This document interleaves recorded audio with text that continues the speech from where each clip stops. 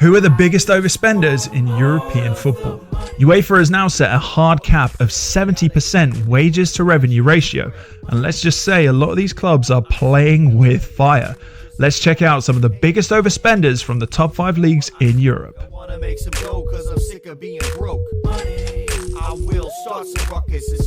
Number 5, Manchester United.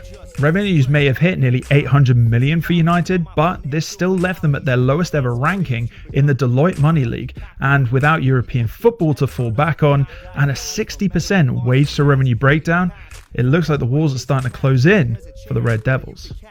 Number 4, Newcastle United.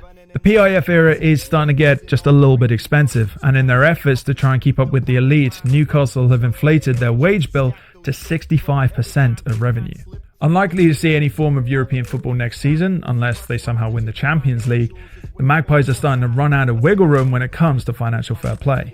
Number 3, Inter Milan. The proverbial kings of the tightrope, Inter might be making record levels of revenue for an Italian club, but 70% of it is going into keeping the team going, which means that there is zero room for error when it comes to UEFA compliance for I Nerazzurri. Number 2, Chelsea. This really is just a tax on a very inflated squad. I mean, Chelsea's revenue is actually the lowest out of the top 6 in England, but their wage bill is one of the highest.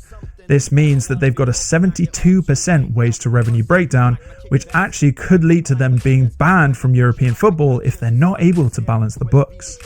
Number 1, Aston Villa. Saying that Aston Villa are in the danger zone is probably putting it quite lightly.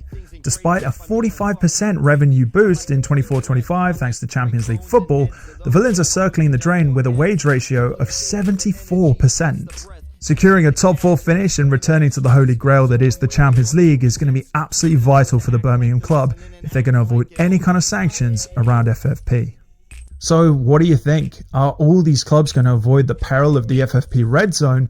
And are we going to see some stars on the move from some of these clubs for them to balance their books come the summer transfer window? Let me know your thoughts and predictions in the comments.